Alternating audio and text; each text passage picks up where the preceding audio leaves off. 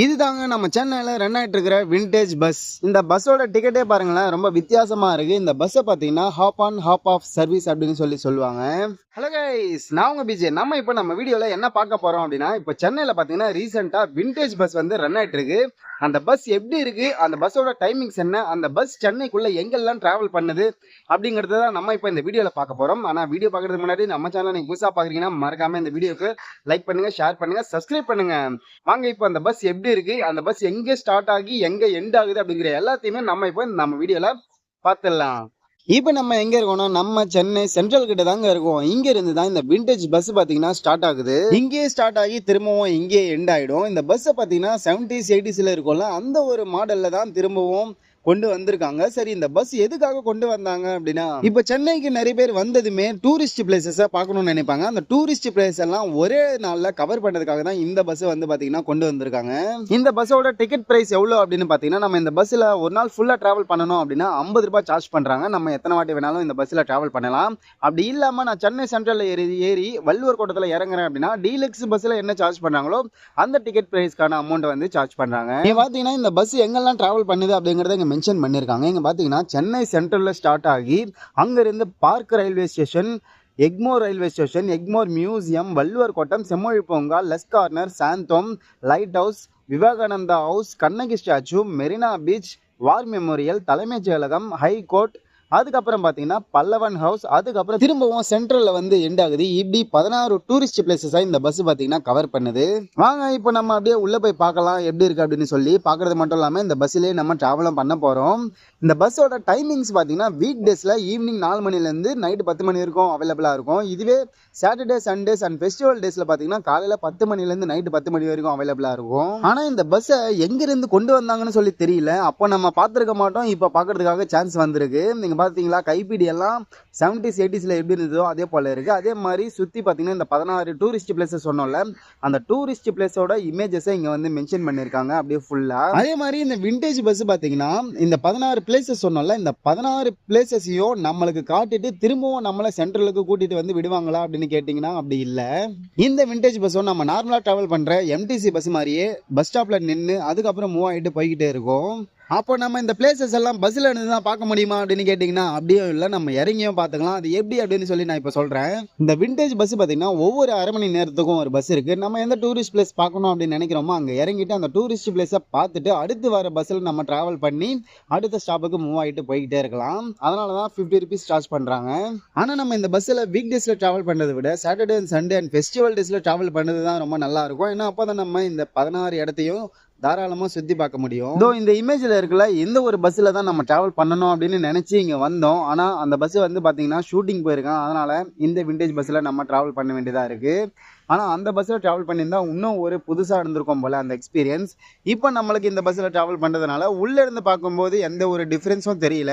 நம்ம நார்மலாக எம்டிசி பஸ்ஸில் ட்ராவல் பண்ணால் எப்படி இருக்குமோ அதே போல தான் இருக்குது. இப்போ நம்ம அப்படியே நம்மளுக்கான டிக்கெட்டை வந்து பார்த்தீங்கன்னா எடுத்துட்டோம். இந்த டிக்கெட்டே பாருங்களேன், ரொம்ப வித்தியாசமாக இருக்குல்ல, நார்மல் டிக்கெட்டை விட ரொம்ப டிஃப்ரெண்ட்டாக இருக்குது. இந்த டிக்கெட்டோட பின்னாடியே பார்த்தோம்னா இந்த 16 டூரிஸ்ட் பிளேஸையும் மென்ஷன் பண்ணியிருக்காங்க. அது மட்டும் இல்லாமல் இந்த பஸ்ஸோட இந்த டிக்கெட்டோட ரூல்ஸை வந்து கீழே பார்த்தீங்கன்னா மென்ஷன் பண்ணியிருக்காங்க.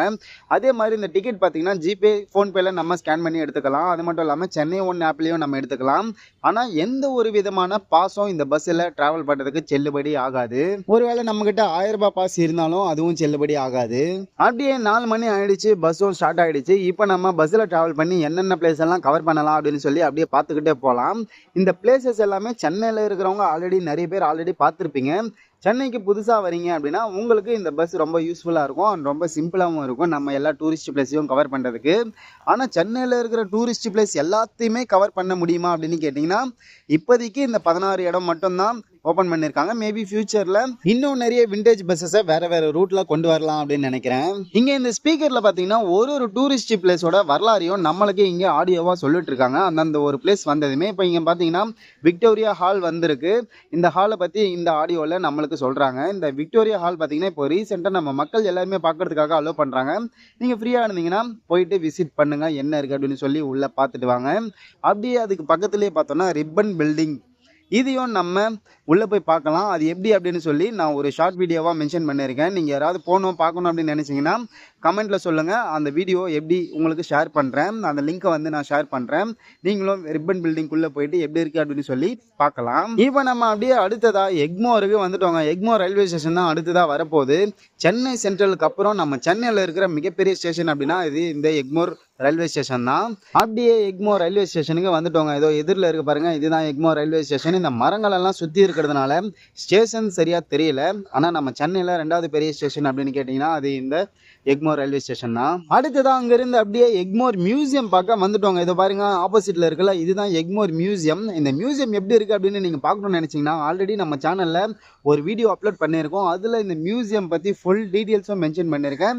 ஃபுல் வீடியோவும் இருக்கு. உங்களுக்கு லிங்க் வேணும்னா கமெண்ட் செக்ஷன்ல சொல்லுங்க, நான் லிங்க் ஷேர் பண்றேன், அதையும் நீங்க பார்க்கலாம். அடுத்தது அப்படியே வள்ளுவர் கோட்டத்துக்கு வந்துட்டோங்க. இந்த வள்ளுவர் கோட்டம் எப்படி இருக்கு அப்படிங்கிறதையும் ஆல்ரெடி நம்ம சேனல்ல ஒரு வீடியோ அப்லோட் பண்ணியிருக்கோம். அதையும் மிஸ் பண்ணாம பாருங்க. மோஸ்ட்லி இந்த 16 இடத்துல நிறைய இடத்த தனித்தனியா ஒவ்வொரு வீடியோ எடுத்து நம்ம சேனல்ல அப்லோட் பண்ணியிருக்கோம். இங்க வந்து பாத்தீங்கன்னா ஒரு சின்ன பிரேக் எடுக்கிறதுக்காக இந்த வள்ளுவர் கோட்டத்துக்கு வெளியவே பாத்தீங்கன்னா பஸ் வந்து ஒரு 5 நிமிஷம் நிப்பாட்டி இருக்காங்க. அப்படியே நம்ம ஒரு சின்னதாக ஒரு பிரேக் எடுக்கலாம் அப்படின்னு சொல்லி கீழே இறங்கிட்டோம். இங்கே பார்த்தீங்கன்னா இப்படி தான் இருக்குது இந்த விண்டேஜ் பஸ். எனக்கு இந்த பஸ்ஸில் இந்த பஸ்ஸோட டோர் ரொம்ப ரொம்ப பிடிச்சிருக்குங்க. அப்படியே சூப்பராக இருக்குது அந்த லாக் பண்ணுறது. அவ்வளோதான், 5 நிமிஷம் பிரேக் முடிஞ்சிச்சு. இப்போ நம்ம அப்படியே திரும்பவும் உள்ளே ஏறி அடுத்து என்ன வரப்போகுது அப்படின்னு சொல்லி பார்த்துடலாம். அடுத்ததாக பார்த்தீங்கன்னா நுங்கம்பாக்கத்துலேருந்து ஜெமினி பிரிட்ஜு கிட்ட வந்திருக்கோம். இப்போ இப்படியே நம்ம செம்மொழி பூங்கா பார்த்துக்கிட்டு அங்கேருந்து அதுக்கு ஆப்போசிட்லேயே இருக்கிற கலைஞர் சென்டினரி பார்க்கையும் பார்க்கலாம். இதுதான் கலைஞர் சென்டினரி பார்க். இந்த பார்க்கோட வீடியோவும் ஆல்ரெடி நம்ம சேனல்ல அப்லோட் பண்ணியிருக்கோம். இப்போ இந்த வீடியோ பார்க்குற நீங்க ஆல்ரெடி நான் சொன்ன பிளேஸ் எல்லாத்தையுமே நம்ம சேனல்ல வீடியோ பார்த்துருக்கீங்க அப்படின்னா மறக்காம கமெண்ட்ல சொல்லுங்க. நீங்க நிறைய பேர் சப்போர்ட் பண்றீங்க, ஆனா கண்டினியூவா யார் யார் பாக்குறீங்க அப்படிங்கறத மறக்காம சொன்னீங்கன்னா நானும் பார்த்து தெரிஞ்சுப்பேன். அதே மாதிரி கண்டினியூவா சப்போர்ட் பண்ணுங்க. அடுத்தது அங்க இருந்து அப்படியே மயிலாப்பூருக்கு வந்துட்டோங்க. இந்த மயிலாப்பூர்ல லஸ் கார்னர்ல இப்போ நம்ம இருக்கோம். இங்க என்ன ஃபேமஸ் அப்படின்னா கபாலீஸ்வர் கோவில் தான் இங்க ஃபேமஸ். ஆனா இந்த பஸ் பாத்தீங்கன்னா அந்த பக்கம் போகாது, ஏன்னா மெட்ரோ ஒர்க் நடந்துட்டு இருக்கு. நீங்க கபாலீஸ்வரர் கோவிலுக்கு போகணும் அப்படின்னா இந்த லஸ் கார்னர்ல இறங்கி அப்படியே நடந்து தான் போகணும். அதனால இந்த பஸ் பார்த்தீங்கன்னா இப்போ அப்படியே சுத்திட்டு போகும். நாகேஸ்வரா பார்க் போயிட்டு அங்கிருந்து அப்படியே சுத்திட்டு போவோம். இதுதான் நாகேஸ்வரா பார்க். இந்த பார்க்கையும் பார்த்தீங்கன்னா திரும்பவும் ரெடி பண்ணிட்டு இருக்காங்க. இது ரெடி பண்ணதுமே இந்த பார்க்கையும் நம்ம ஒரு வீடியோ எடுத்து நம்ம சேனல்ல அப்லோட் பண்ணலாம். அப்படியே அடுத்தது அடையார் தொல்காப்பிய பூங்கா பக்கம் வந்துட்டோம். இந்த பூங்காவையும் ஒரு வீடியோ எடுத்து நம்ம சேனல்ல அப்லோட் பண்ணிருக்கோம், எப்படி இருக்கு அப்படின்னு சொல்லி. அந்த வீடியோவையும் மறக்காம பாருங்க, சூப்பரா இருக்கும். ஆனா இந்த பார்க் பார்க்கறதுக்கு அடுத்தது அப்படியே பீச் ரோட் வழியா லைட் ஹவுஸ், மெரினா அப்படின்னு சொல்லி, ஹைகோர்ட் அப்படின்னு சொல்லி அப்படியே டிராவல் பண்ணி சென்ட்ரலுக்கு போயிட்டு ரீச் ஆயிடுவோம். இது அப்படியே பாத்தீங்கன்னா ஒரு சர்க்கிள் மாதிரி டிராவல் பண்ணுது இந்த விண்டேஜ் பஸ் பாத்தீங்கன்னா சென்னை சிட்டிக்குள்ள. அப்படியே சாந்தோம் சர்ச் கிட்ட வந்துட்டோங்க. இதுதான் சாந்தோம் சர்ச். இந்த பிளேஸ் எல்லாமே ஆல்ரெடி நிறைய பேர் சென்னையில் இருக்கிறவங்க பார்த்துருப்பீங்க. ஆனால் நம்ம வீடியோ பார்க்குறவங்க சென்னையில் இல்லாதவங்க பார்க்கணும் அப்படிங்கிறதுக்காக தான் நான் எல்லா பிளேஸஸுமே கவர் பண்ணி காட்டிட்டு இருக்கேன். அடுத்ததாக பார்த்தோம்னா லைட் ஹவுஸ் கிட்ட வந்துட்டோங்க. இந்த பஸ்ஸோட டிராவலிங் டைம் பார்த்தீங்கன்னா 4 to 6, அதாவது ஒரு ரவுண்டு சுற்றிட்டு வர 2 மணி நேரம் ஆகும் கிட்டத்தட்ட. அதுவும் டிராஃபிக் பொறுத்து. சப்போஸ் டிராஃபிக் ஹெவியாக இருந்ததுன்னா அதுக்கேற்ற மாதிரி டைமிங் ஆகும். ஆனால் டிராஃபிக் இல்லாமல் கரெக்டாக வந்ததுன்னா 2 மணி நேரத்தில் இந்த டிராவலிங் முடிஞ்சிடும். அடுத்ததாக பார்த்தோன்னா அப்படியே விவேகானந்தா ஹவுஸ் கிட்ட வந்துட்டோங்க. இங்கிருந்து அப்படியே இறங்கி அப்படியே கொஞ்சம் நடந்து போனோன்னா நம்ம வீட்டுக்கு போயிடலாம். ஆனால் உங்களுக்கு ஃபுல் வீடியோ காட்டணும் அப்படிங்கிறதுக்காக இங்கே இறங்காமல் நம்ம ஃபுல் டிராவல் பண்ண போகிறோம். ஆனால் இப்போ நம்ம பார்க்குற இந்த டூரிஸ்ட் பிளேஸ் எல்லாமே சென்னையில் நம்ம முக்கியமாக பார்க்க வேண்டிய இடங்கள் மட்டும்தான். இந்த முக்கியமான இடங்களை மட்டும்தான் கவர் பண்ண மாதிரி இந்த விண்டேஜ் பஸ்ஸையே ரெடி பண்ணியிருக்காங்க. நீங்கள் ஒரே நாளில் இந்த டூரிஸ்ட் பிளேசஸ் எல்லாமே கவர் பண்ணணும் அப்படின்னு நினைச்சீங்கன்னா கண்டிப்பா இந்த பஸ்ல டிராவல் பண்ணி பாருங்க, வேற லெவல்ல இருக்கும். அதே மாதிரி நம்ம ட்ரிப்ளிகேட்ல இருக்கிறவங்க யாராவது இந்த வீடியோ பாக்குறீங்கன்னா மறக்காம கமெண்ட்ல சொல்லுங்க. அடுத்ததா பாத்தீங்கன்னா அப்படியே கண்ணகி ஸ்டாச்சு கிட்ட வந்துட்டோங்க. இந்த கண்ணகி ஸ்டாச்சு கிட்ட என்ன இருக்கு அப்படின்னு கேட்டீங்கன்னா பின்னாடியே மெரினா பீச் இருக்கு. அந்த மெரினா பீச்லயும் இப்போ புதுசா கொண்டு வந்திருக்கிற ப்ளூ ஃபிளாக் பீச்சை நம்ம பார்க்கலாம். இந்த ஒரு இடத்துல தான் அந்த ப்ளூ ஃபிளாக் பீச் இருக்கு.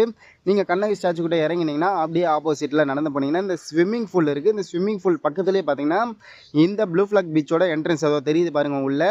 இதையும் நம்ம சேனல்ல ஒரு வீடியோ தனியாக அப்லோட் பண்ணியிருக்கோம். இது வரைக்கும் நீங்க பார்க்கலன்னா கண்டிப்பா பாருங்க. ஆனா இந்த விண்டேஜ் பஸ்ல டிராவல் பண்றது ஒரு பக்கம் இருந்தாலும் இன்னொன்னு நம்ம வீடியோக்கு நம்மளே ப்ரமோஷன் பண்ற மாதிரியும் இருக்குங்க. ஏன்னா எல்லா பிளேஸையும் நம்ம ஆல்ரெடி ஒரு வீடியோவா தனித்தனியா எடுத்து அப்லோட் பண்ணியிருக்கோம். அடுத்தது அப்படியே அண்ணா ஸ்கொயருக்கு வந்துட்டோங்க. இங்க பாத்தீங்கன்னா நம்மளோட தமிழ்நாட்டோட முன்னாள் முதலமைச்சர்களோட நினைவிடங்கள் இங்க தான் இருக்கு. பார்க்கணும்னு நினைச்சீங்கன்னா கண்டிப்பா மிஸ் பண்ணாம பாருங்க. ஆல்ரெடி இந்த பிளேஸை வந்து நிறைய பேர் பார்த்துருப்பீங்க. ஏன்னா சென்னைக்கு வந்தாலே பீச்சை பார்க்காம இருக்க முடியாது. பீச்சை பார்த்தவங்க இந்த இந்த நினைவிடங்களை பார்க்காம இருக்க முடியாது. அடுத்தது அப்படியே அண்ணா ஸ்கொயர் தாண்டி நம்ம சென்னையிலேயே ஒரு பழமையான பிரிட்ஜ் அப்படின்னா இந்த பிரிட்ஜ்னு சொல்லலாம்.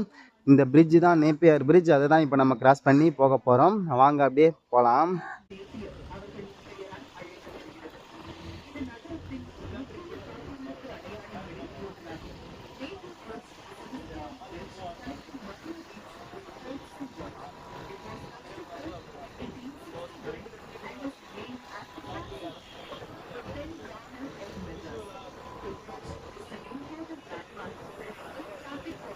அடுத்ததாக இப்போ நம்ம விக்டரி வார் மெமோரியல் பிளேஸுக்கிட்ட வந்துட்டோங்க. இதுதான் விக்டரி வார் மெமோரியல் பிளேஸ். இது எதுக்காக கட்டப்பட்டது அப்படின்னா போர்லெல்லாம் நிறைய பேர் இறந்து போயிருப்பாங்கள்ல, இராணுவத்தில் சேர்ந்தவங்க, அவங்களுக்கு நினைவாக கட்டப்பட்டது தான் இந்த விக்டரி வார் மெமோரியல் பிளேஸ். அடுத்தது அப்படியே தலைமைச் செயலகம் கிட்ட வந்துட்டோங்க. இப்போ ரீசெண்டாக பார்த்தீங்கன்னா பிராட்வே பஸ் ஸ்டாண்ட் வந்து திரும்பவும் கட்டுறதுனால சில பஸ் எல்லாம் பார்த்தீங்கன்னா இங்கே பார்த்தேன் தலைமைச் செயலகம் கிட்ட சில பஸ்ஸும் தீவுத்திடல சில பஸ் இருக்குது அப்படின்னு சொல்லிட்டு இருந்தாங்க. அப்படியே அங்கேருந்து பிராட்வே வந்துட்டோம். பிராட்வேல ஹைகோர்ட் காட்டலாம் அப்படின்னு நினச்சா அதுக்குள்ளே ஃபோன் வந்தது. அந்த ஃபோன் பேசுறதுக்குள்ளே ஹைகோர்ட் ஸ்டாப்பையே தாண்டி வந்துட்டோம். அதனால் ஹைகோர்ட்டை காட்ட முடியல.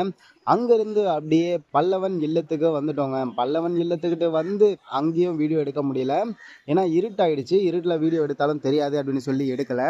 அப்படியே அங்கேருந்து டைரெக்டாக சென்ட்ரல் வந்து ரீச் ஆகிட்டோங்க. 4 மணிக்கு கிளம்பணும். இப்போ டைம் பார்த்தீங்கன்னா 6 மணி ஆகுது. கரெக்டாக 2 மணி நேரத்தில் சென்ட்ரல் வந்து ரீச் ஆகிட்டோம். இப்போ நான் உங்ககிட்ட கேட்கணும்னு நினைக்கிற கேள்வி என்னென்னா, இந்த பஸ் எப்படி இருக்குது, இந்த பஸ்ஸோட இந்த ரூட் எப்படி இருக்குது, இந்த பஸ்ஸோட ட்ராவலிங் டைம் எப்படி இருக்குது அப்படிங்கிறத எல்லாமே உங்களுக்கு என்ன தோணுது அப்படிங்கிறத மறக்காமல் நீங்கள் கமெண்ட்ஸில் சொல்லுங்கள். இதே மாதிரி இன்னொரு வீடியோவில் நம்ம மீட் பண்ணுவோம். அது வரைக்கும் டேக் கேர் அண்ட் பாய்.